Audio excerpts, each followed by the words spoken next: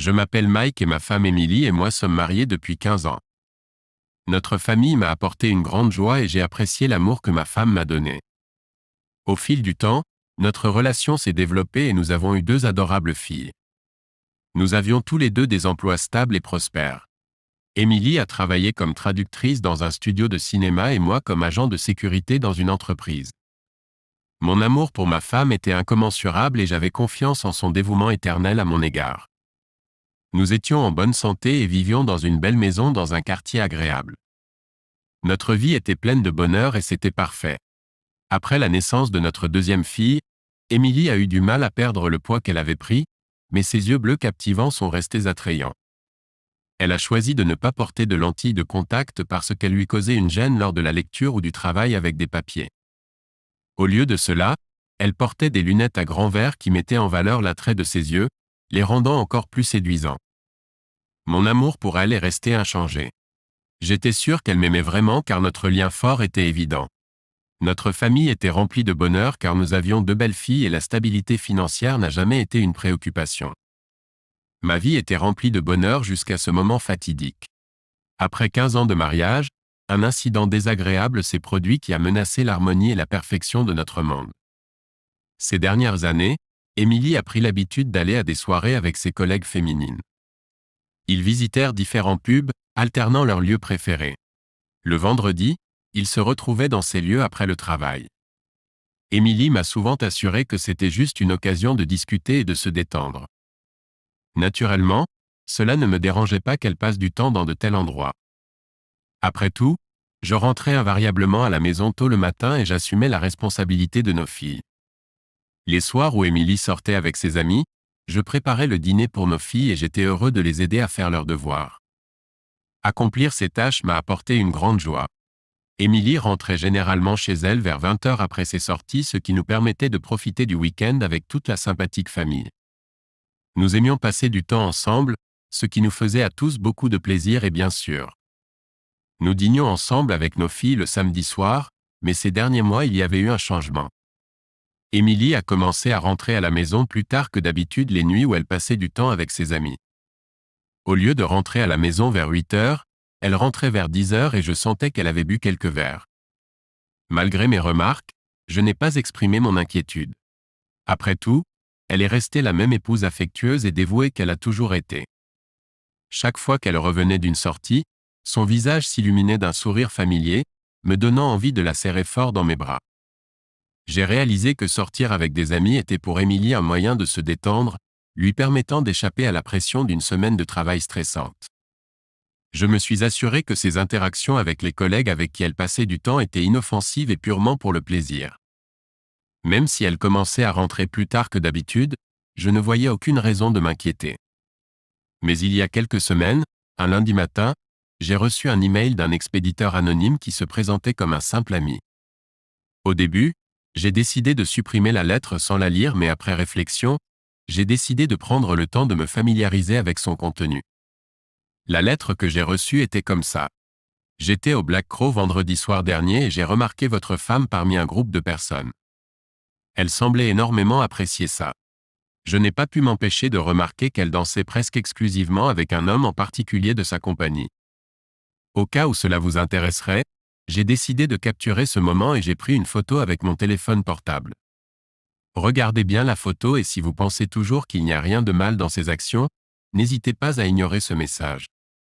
Il y avait un fichier joint à l'email qui devait être ouvert pour voir la photo. Je me demandais pourquoi quelqu'un m'enverrait ce message s'il n'y avait rien de surprenant.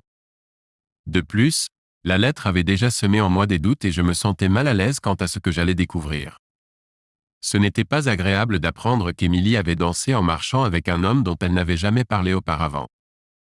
Jusqu'à présent, j'avais toujours supposé qu'Emily sortait exclusivement avec des collègues féminines lors des fêtes. Cependant, il y avait une possibilité qu'elle danse avec quelqu'un qui était déjà présent au Black Raven et qui ne faisait pas vraiment partie de leur compagnie. Néanmoins, une boule s'est formée dans ma gorge et un sentiment de malaise m'a envahi. Malgré mon hésitation intérieure, j'ai cédé à ma curiosité et j'ai ouvert l'attachement. Lorsque l'image est apparue sur l'écran, on a remarqué qu'elle n'était pas tout à fait centrée comme si le photographe avait pris des précautions pour ne pas se faire remarquer. En arrière-plan, j'ai remarqué les collègues de ma femme, hommes et femmes, assis à une longue table. Malgré le léger flou de l'image, je distinguais encore ma femme à droite, en train de danser sur la piste de danse. Elle portait un chemisier beige décoré de fleurs rouges et de feuilles vertes et le même pantalon marron. C'était la même tenue qu'Émilie avait portée la dernière fois qu'elle était sortie avec ses amis. Ainsi, je suis arrivé à la conclusion que la photo que je regarde maintenant a été prise vendredi dernier. Ce soir-là, elle rentra plus tard que d'habitude. Il était 10h30 lorsqu'elle m'a serré dans ses bras et m'a regardé attentivement. Quand j'ai regardé la photo, j'ai remarqué son sourire heureux, mais quelque chose a attiré mon attention. Elle se tenait sur la piste de danse, tenue étroitement par un grand jeune homme. Ils étaient étroitement enroulés l'un autour de l'autre, avec les bras d'Émilie autour de son cou.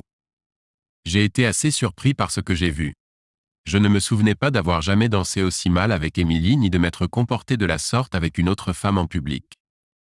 Le bas du corps de l'homme se pressait contre le sien et je ne pouvais m'empêcher d'imaginer les sensations qu'il avait dû ressentir en raison de son attirance évidente. Dans cette position, il semblait naturel de ressentir du désir. Étrangement, Émilie ne semblait pas alarmée par ce qui se passait. Au lieu de cela, elle arborait un sourire satisfait, suggérant son implication active lorsqu'ils croisèrent les yeux.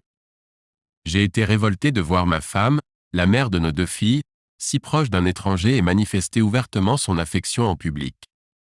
L'incrédulité que j'ai ressentie était au-delà des mots. Je savais avec certitude qu'elle ne danserait jamais avec moi en public comme ça. Je ne comprenais pas pourquoi elle permettait à un parfait inconnu d'agir ainsi avec elle. Une question s'est posée dans mon esprit. Était-il vraiment un étranger ?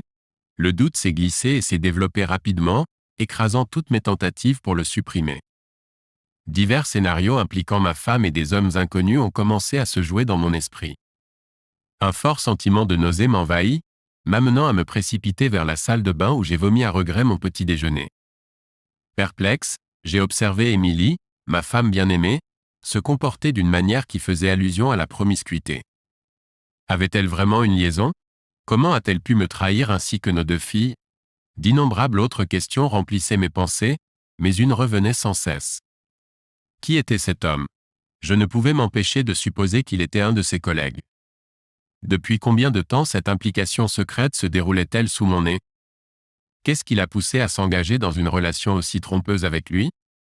M'avait-elle trahi ? J'étais déterminé à découvrir la vérité et à rassembler des preuves solides de ce qui s'était réellement passé. Avec un sens renouvelé, j'ai essayé de découvrir les dernières informations sur les actions d'Émilie. Pendant la demi-heure suivante, je me suis retiré dans la salle de bain de ma chambre, essayant de retrouver mon calme et ma clarté mentale. Au fil du temps, un tourbillon d'émotions s'est déclenché en moi. Déception, tristesse, colère, alimentant un désir de vengeance grandissant. Je me suis retrouvé envahi par des sentiments intenses qui ont provoqué une forte réaction. À un moment donné, j'ai eu envie de m'en prendre à Émilie, d'exprimer ma colère et ma frustration. L'instant d'après, j'ai eu envie de l'embrasser et de l'implorer de mettre fin à sa relation avec cet homme.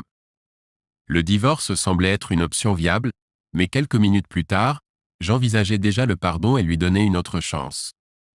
Assis sur les toilettes, j'ai commencé à remettre en question ma santé mentale alors que ces pensées tumultueuses me consumaient. Finalement, j'ai réussi à reprendre le contrôle de mes émotions. J'ai décidé d'éviter les actions impulsives et de surveiller patiemment le comportement d'Émilie avant de prendre des mesures définitives. Il était crucial de ne pas laisser mes émotions dicter ma décision, car j'avais besoin d'une compréhension claire de la situation avant de faire un choix. Non, je devais rester patient et m'abstenir de la confronter à ce que j'avais découvert. En même temps, j'étais déterminé à découvrir la vérité à tout prix.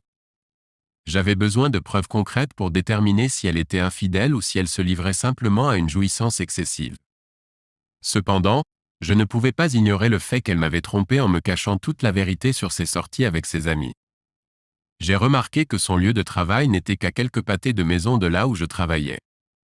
Lors de mes fréquents voyages d'affaires, il était relativement pratique pour moi de garder un œil sur Émilie. Ainsi, le lendemain, vers 11h30, j'ai garé discrètement ma voiture au fond du parking de son lieu de travail. Grâce aux vitres teintées de ma voiture de fonction, J'étais sûr de rester à l'abri des regards indiscrets tout en surveillant attentivement la porte de sortie. J'y ai patiemment attendu jusqu'à 13 heures, mais elle n'est jamais apparue. J'ai répété ce schéma tout au long de la semaine. Finalement, vendredi, à 12h15, j'ai repéré Émilie avec 3 individus, 2 hommes et une femme. Ils montèrent tous dans une BMW noire avec Émilie assise sur le siège avant à côté du conducteur. Sans hésitation, je les ai suivis. Notre voyage discret nous a fait traverser des rues animées jusqu'à arriver sur le parking d'un restaurant haut de gamme. De ma place de l'autre côté de la rue, juste en face du restaurant, j'ai observé son rire joyeux alors qu'ils entraient. Étant dans ma voiture, j'attendais patiemment leur départ, qui a eu lieu à 14 heures. Émilie marchait aux côtés d'un homme de grande taille aux cheveux blonds, le même homme avec qui elle avait dansé sur la photo que je possédais. Il y avait un air d'excitation et de camaraderie entre eux, évident dans ses interactions ludiques avec lui. C'est cette démonstration qui a attisé ma colère. Ensemble, ils sont retournés sur son lieu de travail et ont disparu à l'intérieur. Jusqu'à présent, Émilie n'avait commis aucun acte répréhensible grave, sauf le fait de ne pas m'informer de ses actes. Elle dînait fréquemment avec des hommes et des femmes. Mais ce qui m'a le plus troublé, c'est l'apparente socialisation dont ce groupe faisait preuve pendant le déjeuner. 2 couples, clairement ni amis ni collègues, et cela me préoccupait profondément. Ce qui m'a semblé inhabituel, c'est que ce vendredi-là, Émilie n'a pas rejoint ses collègues féminines pour leur réunion d'après-travail. Elle est rentrée chez elle à 17h15, joyeuse et arborant son sourire habituel faisant preuve d'une remarquable maîtrise de soi. Je me suis abstenu de la bombarder de questions, mais alors que nous étions assis devant la télévision après le dîner, je n'ai pas pu m'empêcher de lui poser des questions sur sa journée de travail et son déjeuner. Pendant un moment, elle parut confuse, mais elle répondit rapidement. Elle a affirmé avoir mangé un sandwich au thon qu'elle avait préparé le matin avant de se rendre au travail. Un menteur. Et peut-être même un tricheur. Malgré ma colère croissante, je ne pouvais pas ignorer l'envie de la serrer dans mes bras lorsqu'elle me regardait avec ses yeux bleus bien-aimés. Alors même qu'elle prononçait ce mensonge flagrant, des émotions contradictoires surgissaient en moi, déchirées entre le ressentiment et un désir irrésistible de la serrer contre moi. Un amour si profond pour une personne pourrait susciter de telles émotions. Je savais très bien que je devais garder mon sang-froid et ma maîtrise de moi pour ne pas agir de manière impulsive et regretter plus tard mes actes. Au lieu de la poursuivre avec des questions, j'ai fait le choix conscient de changer de sujet et de discuter de ma propre journée de travail. J'ai essayé de me comporter comme je le faisais habituellement pendant nos week-ends ensemble. Émilie ne semblait pas ressentir la gravité de la situation. D'ailleurs, ce soir-là, nous avons échangé 2 fois des paroles brûlantes, et elle s'est comportée avec toujours autant d'affection, comme une épouse aimante. Pendant nos vacances, nous avons décidé d'emmener nos filles au zoo pour créer de précieux souvenirs de famille. Pendant un moment, j'ai oublié les événements de la semaine dernière et notre journée a été remplie de rire et de joie.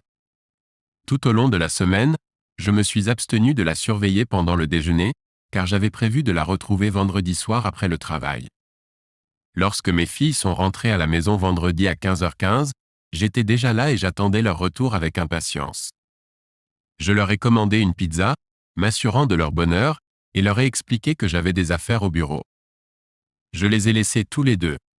Mes filles étaient devenues assez indépendantes et je les laissais tranquillement seules dans la maison, à condition qu'elles ferment les portes à clé. Je savais qu'ils dormiraient profondément dans leur chambre à mon retour. Sans hésitation, je suis monté dans la voiture et me suis dirigé vers le lieu de travail d'Émilie, où j'y suis arrivé à 17h. En observant de loin, j'ai remarqué qu'elle quittait le parking en direction opposée à notre maison, indiquant son intention de retrouver ses amis au pub pour une soirée. Il n'était pas difficile de la suivre inaperçue, car une file de 6 voitures servait de bouclier pratique pour ma voiture. En route, la Toyota de ma femme a fusionné de manière transparente avec d'autres voitures se dirigeant vers divers lieux comme un pub, un lieu de rassemblement ou une salle de danse, selon le point de vue de chacun. 10 minutes plus tard, j'ai repéré la Toyota d'Émilie, ainsi que 6 autres voitures, entrant dans le parking adjacent à un établissement connu sous le nom de Glass Shoe, qui combinait de manière unique un bar et un restaurant. Choisissant de rester discret, j'ai garé la voiture à l'extrémité du parking, observant attentivement les environs sur le côté. Une fois que tout le monde est entré dans l'établissement, je suis sorti de la voiture et me suis promené tranquillement dans les environs. Il m'a semblé prudent de rassembler le plus d'informations possible sur les lieux fréquentés par ma femme. Le pub se trouvait à l'écart des autres bâtiments, entouré de tous côtés par un parking.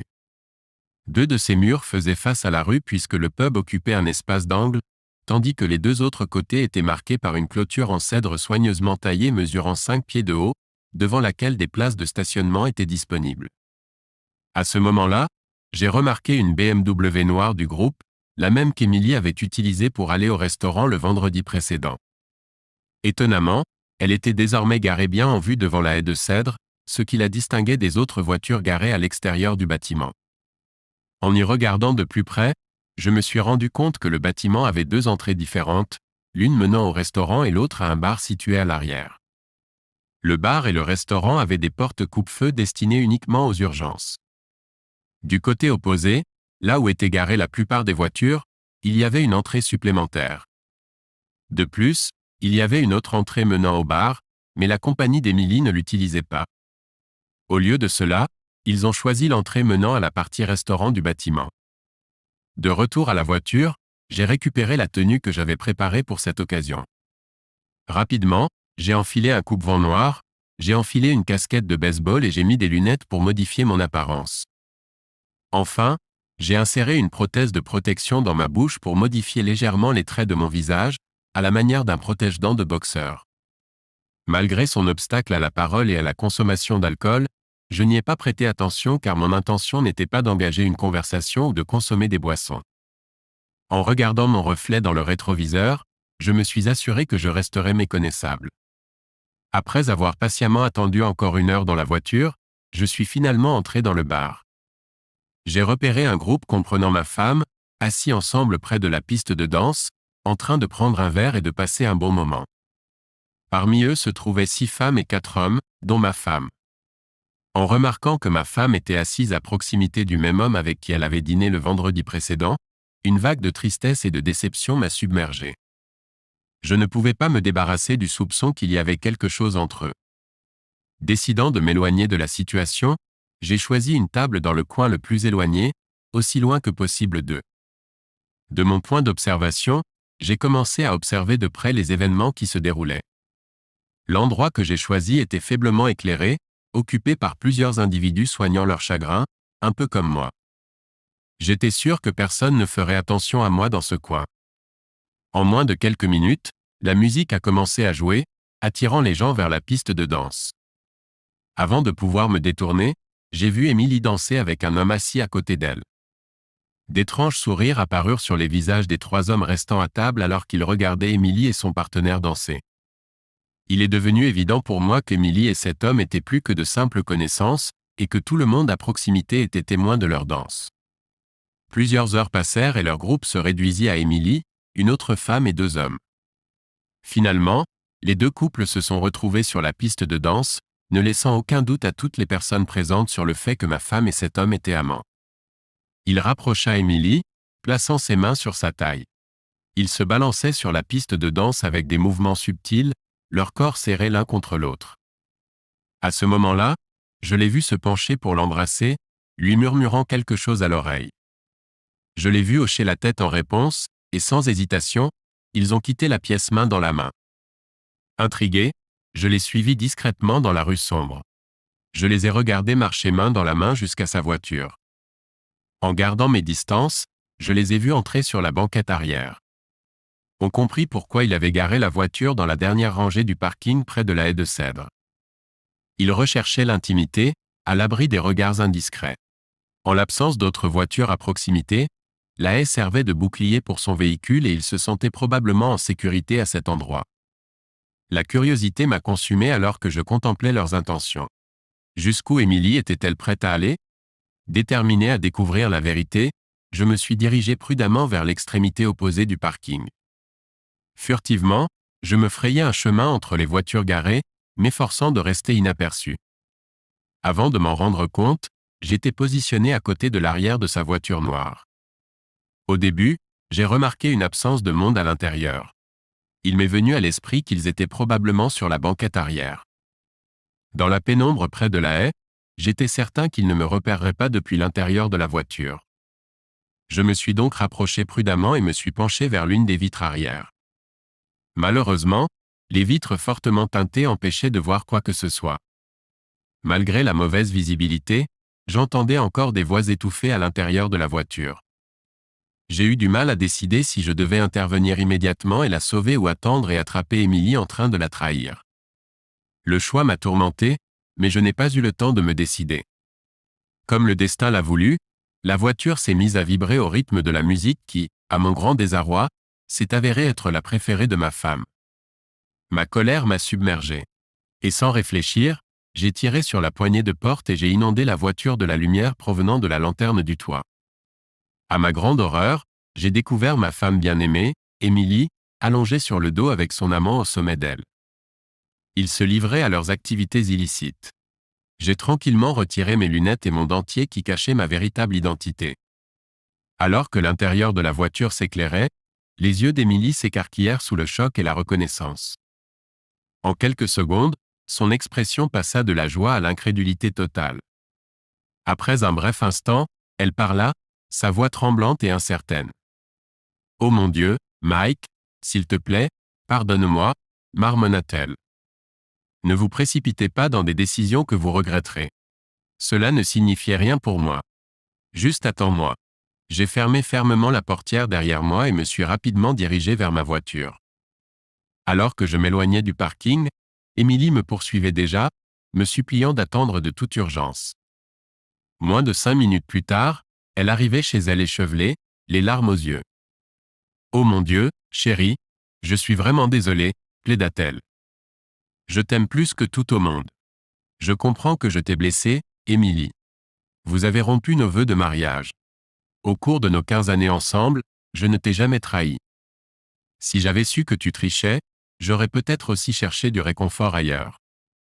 Si la fidélité n'a pas d'importance dans notre mariage, j'aurais peut-être recherché des plaisirs éphémères. » Dis-je, ma voix empreinte de colère. « Mike, s'il te plaît, écoute-moi. Je t'aime de tout mon cœur. Ce que j'ai fait ne m'importait pas du tout. J'aimerais pouvoir remonter le temps et tout réparer. Mais il est impossible. Vous devez croire que vous êtes mon monde.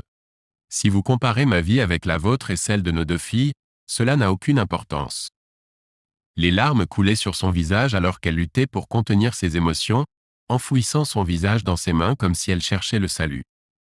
Finalement, ses jambes cédèrent et elle se laissa tomber sur le canapé, continuant à exprimer ses remords à plusieurs reprises. « Arrête de t'excuser, dis-je sévèrement. Ce que vous avez fait à notre mariage est impardonnable. Dis-moi qui il est et depuis combien de temps dure cette trahison, dis-je, soulagé qu'elle ne se tienne plus juste devant moi. Ma colère a augmenté lorsque je l'ai attrapé par le cou et l'ai secoué, une rage inconnue s'emparant de moi. Il s'appelle Nick, avoua-t-elle, la voix tremblante. C'est un collègue du studio. Cela n'aurait pas dû arriver. S'il te plaît, crois que je t'aime plus que tout. C'est alors qu'une pensée terrible m'a traversé l'esprit. Mais tu dois admettre ta tromperie, rétorquai-je. Cela fait des années que vous me mentez sur vos sorties entre amis en le voyant en secret. Tu veux que je croie que tu ne m'as pas trompé tout ce temps ? Paniquée, elle s'est exclamée, « Oh mon Dieu, non. Cela ne s'est produit que récemment. S'il te plaît, crois-moi. Mon amour pour toi n'a fait que se renforcer avec le temps. Je demande votre pardon et votre compréhension. Il n'y a jamais eu d'amour véritable dans mes actions. » Ses larmes lui montèrent à nouveau aux yeux, son apparence échevelée et ses yeux rouges gonflés reflétant la gravité de la situation. Elle a demandé pardon. « Non, vous ne mesurez pas la gravité de cette situation, » répondis-je, la déception évidente dans ma voix. Pensez à vos collègues qui ont été témoins de votre liaison. Pensez à nous. Pensez à la façon dont les autres nous percevront s'ils nous voient ensemble, que ce soit dans la rue ou au bureau. Ce n'est plus seulement une affaire secrète. C'est une démonstration flagrante d'infidélité. Vous m'avez publiquement trahi. Je suis désolé, mais je ne peux pas supporter cette humiliation et je veux divorcer. J'étais déterminé dans ma décision de mettre fin à notre mariage. Mike, s'il te plaît, je t'en supplie, pardonne-moi. Tu sais que je ne peux pas vivre sans toi. Veuillez reconsidérer. Je demande sincèrement votre pardon. Je promets que cela n'arrivera plus. Pour le moment, Notre priorité est de sauver notre mariage et de protéger notre famille. Pendant qu'elle parlait, je me suis levé et me suis détourné, ayant besoin d'un peu de solitude pour réfléchir à notre relation. Émilie, notre mariage a commencé à s'effondrer quand tu as choisi d'être infidèle. Les conséquences auxquelles nous sommes confrontés aujourd'hui découlent de cette trahison. Soudain, un cri aigu transperça la pièce, suivi de cris douloureux qui m'affectèrent profondément. Quand j'ai regardé Émilie, elle était par terre, sanglotant de manière incontrôlable, la tête dans ses mains. À ce moment-là, des émotions contradictoires tourbillonnaient en moi. Je voulais l'embrasser, lui offrir du réconfort. Mais la colère et le sentiment de trahison m'en ont empêché. Je me sentais incapable de rester près d'elle, ne sachant pas si je pouvais me faire confiance en sa présence. En silence, j'ai quitté notre maison et j'ai cherché refuge pour la nuit dans une chambre d'hôtel. Je ne pouvais pas dormir et mon repos était agité et vide. Un matin, j'ai décidé d'informer ma secrétaire que je ne viendrais pas travailler ce jour-là. Je suis resté dans ma chambre d'hôtel jusqu'à midi, réfléchissant aux événements qui s'étaient déroulés. Finalement, j'ai réussi à me mettre en appétit et j'ai dîné avec parcimonie au restaurant de l'hôtel. Le cœur lourd, je me dirige vers le bureau. En chemin, je n'ai pas pu m'empêcher de jeter un coup d'œil vers ma maison. À ma grande consternation, il y avait une Toyota verte garée devant, et cette présence inconnue a accru mon anxiété. J'en ai conclu que la Toyota verte appartenait à Frances, la sœur d'Émilie. C'était quelque peu réconfortant de penser qu'en plus de leur mère infidèle, mes filles pouvaient compter sur le soutien de leur tante. Cependant, j'ignorais toujours la détérioration de l'état d'Émilie. Après mon départ de la maison la veille au soir, Émilie s'était confiée à sa sœur au téléphone. La gravité de la situation l'a accablée, conduisant à une rupture soudaine. Elle était maintenant à l'hôpital, aux prises avec les conséquences de sa dépression émotionnelle. Ce n'est qu'à mon arrivée à mon bureau que j'ai reçu la nouvelle. J'ai reçu un appel de la sœur d'Émilie, Francine, et nous avons eu une longue conversation. Selon elle, Émilie était dans un état extrêmement critique, constamment en larmes et anxieuse.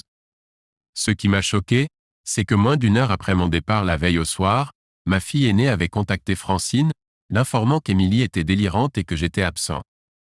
Après leur conversation, Francine s'est précipitée chez moi et a été témoin de l'état désastreux de sa sœur. Consciente de la gravité de la situation, elle n'a pas perdu de temps et a appelé une ambulance pour obtenir une assistance médicale d'urgence. Francine m'a assuré qu'elle resterait chez moi pour prendre soin et soutenir mes deux filles pendant cette période difficile. Elle m'a fortement encouragé à rendre visite à ma femme à l'hôpital municipal de Santa Maria. Lorsque notre conversation s'est terminée, j'ai été submergé par le choc. J'ai réalisé à quel point j'avais été égoïste et dédaigneux la nuit précédente. Le poids de mes actions, ou leur absence, pesait lourdement sur moi. Ai-je vraiment décidé de quitter ma maison, abandonnant mes filles et ma femme au moment où elles avaient le plus besoin de soutien? Peut-être. Mais une chose était claire pour moi.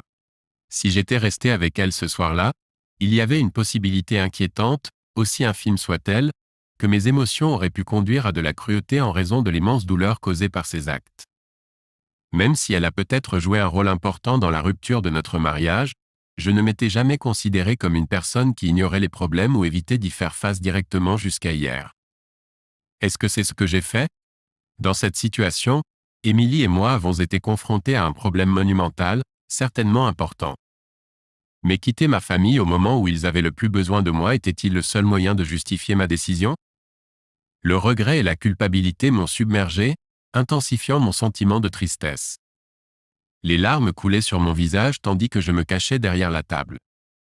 Au fond, je me demandais s'il n'y avait pas eu une voie alternative. Un chemin de pardon, de réconciliation et peut-être même une lointaine chance de sauver ce qui restait de notre relation. Bien sûr, le fait que nous soyons dans cette situation était le résultat des actions d'Émilie. Elle portait l'entière responsabilité d'avoir trahi le mandat sacré qui aurait dû être réservé uniquement à moi. Mais l'idée de mettre fin à notre mariage me pesait lourdement sur le cœur, sachant que cela causerait une grande douleur à mes deux filles bien-aimées. Il est devenu évident que je devais explorer une solution alternative et j'ai envisagé l'idée du pardon. Peu à peu, alors que j'assimilais la nouvelle choquante de l'hospitalisation d'Émilie, j'ai retrouvé une détermination renouvelée. Sans hésitation, J'ai pris le volant et j'ai couru jusqu'à l'hôpital, déterminé à découvrir la vérité sur ses actes et à comprendre la situation. Le doute a rempli mon esprit et je suis entré à l'hôpital sans plan clair ni savoir ce que j'allais dire à Émilie. Mais une chose restait certaine. J'étais déterminé à rechercher la vérité.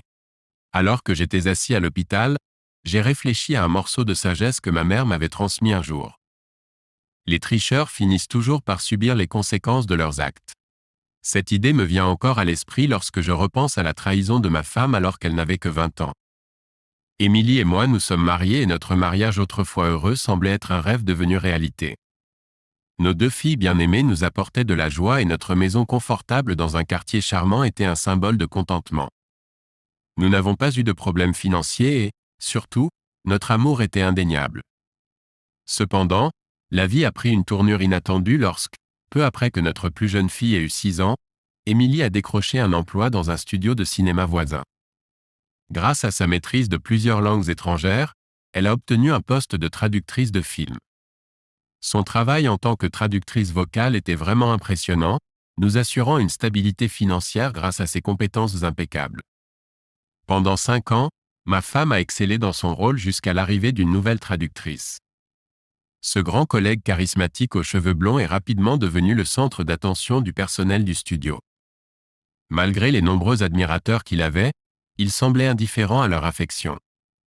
Il partageait la maîtrise d'Émilie dans diverses langues étrangères, ce qui a conduit à de fréquentes rencontres au travail et à l'épanouissement d'une amitié qui s'est rapidement approfondie. C'était là le problème qui troublait le cœur de ma femme.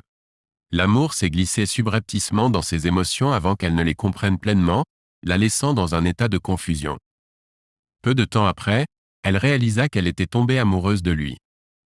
Au début, il la traitait de la même manière que ses autres collègues, se concentrant sur les questions liées au travail et entretenant des relations professionnelles. Mais lorsqu'il a commencé à se joindre à leurs sorties bi-hebdomadaires, un changement subtil s'est produit. Petit à petit, ils franchissent la frontière entre une collaboration professionnelle et une profonde amitié. Ils se sont confiés et ont partagé les subtilités de leur vie. Émilie n'a jamais discuté de tout ça avec moi. Bientôt, il devint une présence régulière lors de réunions et de dîners entre leurs collègues féminines. Sa première erreur a été de ne pas m'informer du moment où les hommes commençaient à assister à leur rassemblement.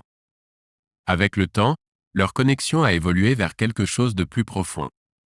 Sur la piste de danse, se balançant sur des chansons lentes, ils se sentaient comme une seule et même entité. Cependant, je suis resté inconscient de la profondeur de leur relation. Dans un coin faiblement éclairé de la piste de danse, Émilie se retrouva enfermée dans ses bras et leurs lèvres se rencontrèrent dans un baiser plus qu'amical. Ce fut un baiser qui la secoua profondément. Et c'est ainsi qu'une chaîne d'événements s'est déclenchée. Le vendredi suivant, lors d'une de leurs sorties, il trouva une raison pour l'éloigner du pub, ce qui aboutit finalement à une rencontre passionnée dans sa voiture. Leur désir grandissait et ils se retrouvèrent bientôt empêtrés comme des créatures sauvages sur la banquette arrière. Accablée par la culpabilité à son retour à la maison, Émilie était déterminée à me donner l'amour et l'affection que je méritais, ignorant qu'en tant que mari, je méritais une loyauté sans faille. Cependant, en raison de leurs interactions quotidiennes au travail, il devenait de plus en plus difficile pour elle de prendre ses distances avec lui. Ils étaient devenus trop à l'aise en présence l'un de l'autre. Mais l'amour d'Émilie pour moi est resté inébranlable. J'étais prêt à tout sacrifier pour Mike parce que mon amour pour lui restait inébranlable. Émilie n'a jamais eu l'intention de me blesser par son infidélité, mais elle s'est gravement trompée en croyant que son lien avec lui dépassait le lien que nous partagions. Cette liaison a duré 4 mois, et maintenant elle repose dans un lit d'hôpital, révélant tous les détails de sa trahison. J'ai écouté en versant des larmes sans interruption. Émilie a juré de faire tout ce qu'il fallait pour sauver notre mariage. Cependant, je ne pouvais pas décider si je pouvais vivre avec les souvenirs de son infidélité, mais je ne pouvais pas me résoudre à lui dire. Après tout, ma femme bien-aimée était dans un état fragile, émotionnel et physique, et je ne voulais pas lui infliger davantage de souffrance. Je suis donc retourné dans ma chambre d'hôtel et j'ai contacté mon avocat pour lui demander de préparer les documents de divorce nécessaires. J'étais profondément préoccupé par l'impact du divorce sur l'état d'Émilie. Je ne voulais pas qu'elle souffre, mais cela semblait inévitable. Pendant que les papiers du divorce étaient en préparation, j'ai passé du temps de qualité avec mes filles bien-aimées. Je n'avais pas prévu de demander la garde. Au lieu de cela, Émilie et moi devrions les élever ensemble, mais pas sous le même toit. Cependant, mes plans se sont effondrés lorsque mon avocat a remis les papiers du divorce à Émilie, qui était toujours à l'hôpital. Son état émotionnel s'est aggravé en apprenant le divorce, et ce terrible jour a marqué un tournant pour le pire. Elle a eu un accident vasculaire cérébral lorsqu'elle a réalisé que j'avais entamé une procédure de divorce. Lorsque son médecin m'en a informé, j'ai commencé à me mépriser.